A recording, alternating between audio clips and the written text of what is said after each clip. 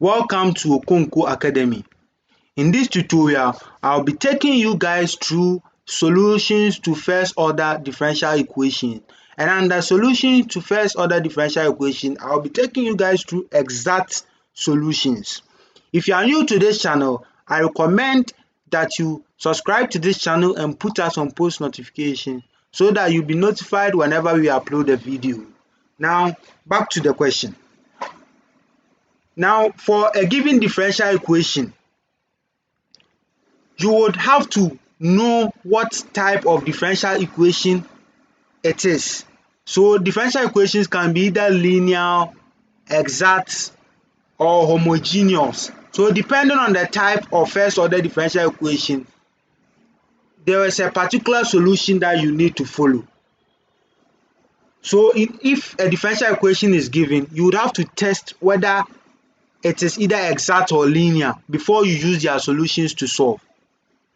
So given this example, we would have to test, because they are not going to tell you whether the question that is given is exact or linear. So you would have to test to know whether it is exact or linear. So for this differential equation, in order to test whether it is exact, we would represent the dx part by m and the dy part by n. So for this differential equation to be exact, when you differentiate the m part by with respect to y, it should be equal to the differentiation of the y part with respect to x. So if you forget this, forget this condition, you should know that for a differential equation to be exact, when you take one part of it and you differentiate it with respect to the other part of it, it should be equal to when you take the other part of it and you differentiate it with respect to the first part of it. So with this, when we differentiate this expression with respect to y, it should be equal to when we differentiate the y part with respect to x. So let's differentiate the x part with respect to y first, which is the m. So my is differentiating the m with respect to y. So that is going to give 12xy. For those not able to do this, what you do is that when you have two variables in and you want to differentiate, because you are doing it with respect to y, the x variable is a constant and 6 2 is a constant, right? Because you are doing the differentiation with respect to y, the x variable is a constant. So if the x variable is a constant, then it means that we are going to differentiate just y squared, then you multiply it by 6x. So when you differentiate y squared, we are going to get 2y, then you multiply it by 6x to get 12xy. So we do the same thing for the second one. So plus the second one, you are going to get 4x cubed. Let's do for nx2. So for nx, you are going to get the same thing, 12xy plus 4x cubed plus 0, because e is to the power y, and so that is a constant because you are doing the differentiation with respect to x, and differentiation of a constant is 0, right? So we now know that our differential equation is exact. Now back to the solution. Now I want you to understand that for exact solutions we are going to use this, and we got this exact solution by first differentiating the original function with respect to x, then writing it like this. Then we differentiated the original function with respect to right, then we wrote it like this, then we added the 2 and equated it to 0. That's how come we had this differential equation. So for us to get the original solution back, we have to integrate this portion, or this portion with respect to x. We have to integrate with respect to x, and we will get a constant which is a function of y. Then we will differentiate that function, the new function that we've gotten, with respect to y. Then we compare to get the value of y. So let's do it. So what we do is that for us to get our original function in terms of x and y, we have to integrate 6x y squared plus 4x cube y dx with respect to what? X. So if we integrate this, now we are integrating with respect to x, and so the y is constant, right? And 6 is constant, so 6y squared is constant. So we are going to get 3x squared y squared, right, plus x to the power 4 y plus a constant, right? Plus a constant.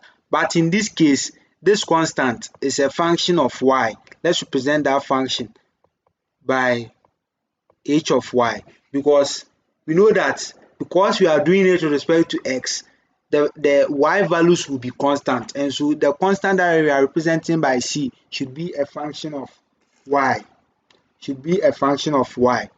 So for us to get this function of y, we can differentiate the main function that we've gotten now with respect to y, then we compare it to the main equation, because that's how we did to come and get the main differential equation. So if we write this function with respect to y, we are going to get 6x squared y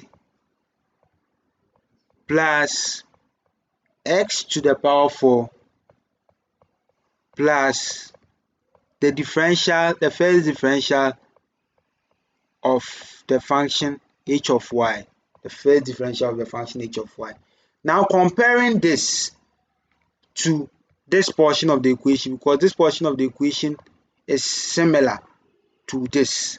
So comparing it, we can see that if you compare this to what we've done here, we can see that h prime of y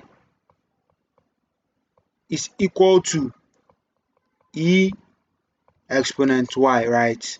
Yes. So for us to get h of y, we have to integrate this expression. So for us to get h of y, I have to integrate this expression. Now integration of the exponential function gives the same thing, if you know. So what you do is that you differentiate this portion, which will give you 1, then you divide it by it. So you are going to get e to the power y divided by 1, which is the same as e to the power y. And that would be the expression in terms of y. So you add this to this equation now. We replace this h of y by e to the power y. Now we get our final equation. Our final equation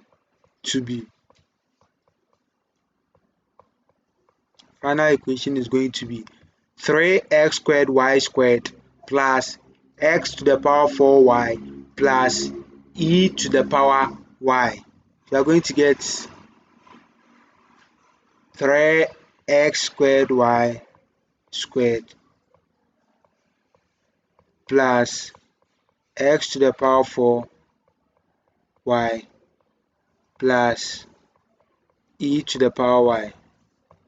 So this is our equation that we differentiated to come and get this differential equation.